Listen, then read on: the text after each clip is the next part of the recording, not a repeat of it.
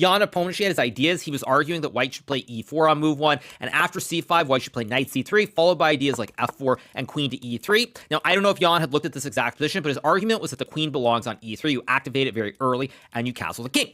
Now, Jan liked e4. Some of us weren't as sure. We thought that maybe f4 is a move to try and attack the pawn on a7. c4 is a move. However, none of us considered the actual best move in the position, which is 1b4, with the idea of playing knight to b3 and developing the horse.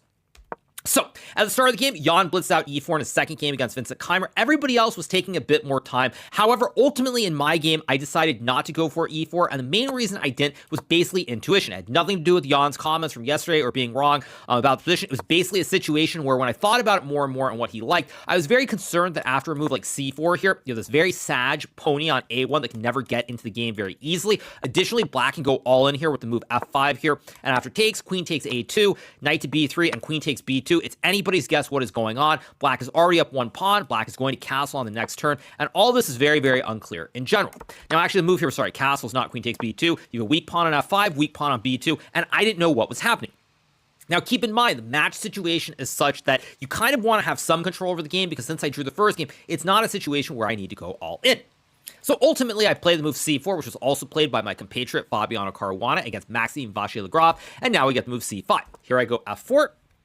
And after I play this move f4, now we get the move d6. I play d3, we get knight c6, knight c3, and now we get the move f5. Here I play knight c2, we get knight c7, queen f2, queen f7, castles, castles. And as you will probably notice, we are playing the classic mirror, mirror on the wall, who's the fairest of them all, as we are playing the exact copycat opening.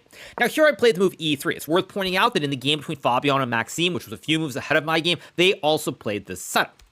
Now, I did briefly consider this move pawn to e4 here, but I wasn't really sure what was going on after e5. It's very chaotic here. There are a lot of trades in the center of the board. At any rate, I couldn't calculate the whole line, and I decided that I would follow Fabiano and play e3 instead. We get e6, and now I play this move pawn to d4. Now, at this point in the game between Fabiano and Maxime, Maxime would lash out violently with this move g5 on the king side. He would get a very bad position, a couple of moves, and go on to lose, which would put Fabiano in the semifinals. Now, Arjun is known as the madman. However, he controls himself here, and instead he plays a much more logical move, bishop to f6, putting pressure on the diagonal. Now, in this position, I play the move bishop to f3, and here Arjun plays queen e7. Now, this is a very, very critical moment because, as you will notice, I have a bit of this big white center with the pawns on d4 and c4, but Arjun has come up with a very sensible setup where he wants to put the bishops on f6 and f7, and then bring the rooks to the center of the board. So here I play the move rook to d1, Arjun goes bishop f7, and now I play the move queen to e2 relatively quickly. Now, it's very tough when your opponent's playing the copycat. It's a very closed position here, not a whole lot happening with very similar piece placement, and I kind of blink first in this position when I play queen e2. Now, the reason I play queen e2 is I don't want to get too low on time, and I figure after queen to e2, I'm simply going to go bishop f2, and we have our queens on the same squares, bishops on the same diagonals, and it remains very balanced. However, I missed a big opportunity here to claim the advantage in the position with pawn takes pawn, trading the bishop for the knight, and then playing this move e4. Now, I did actually consider this idea during the game, but what I missed is that if black plays move e5 here, white has a very nice move, knight to e3, putting pressure on the pawn on f5, and after takes, and queen to e5, queen takes f4, white is actually up a pawn here and doing very well due to this great horse on f5, which can jump every which way with the classic L shape, and white should be better. But again, without knowing, very hard to play this, and I decided instead to play the move queen to e2.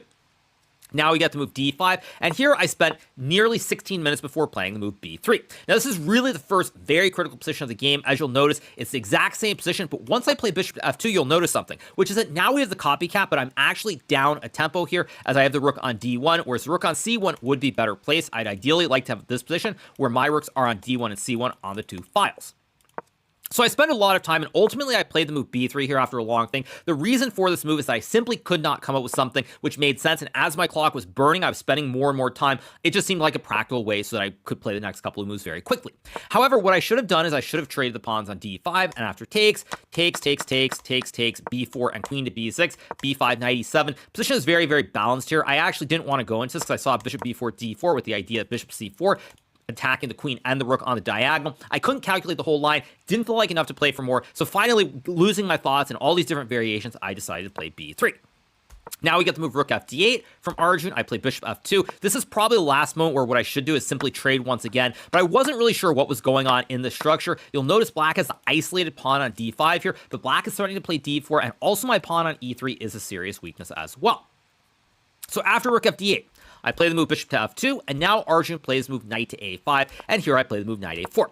Now, I spent 12 minutes on this move. The main reason I played this is already here, I was very worried that I would be worse in this position. I could have traded the pawns, but after bishop to e1 and c4, I wasn't really sure what was going on in the structure. Computer apparently thinks white is better here, but I wasn't really sure because his backwards pawn on e3 is always a target, and I don't really have a clear-cut plan on the queen side here. Something like rook to e8, maybe even something like g5 here. I just wasn't sure what's going on.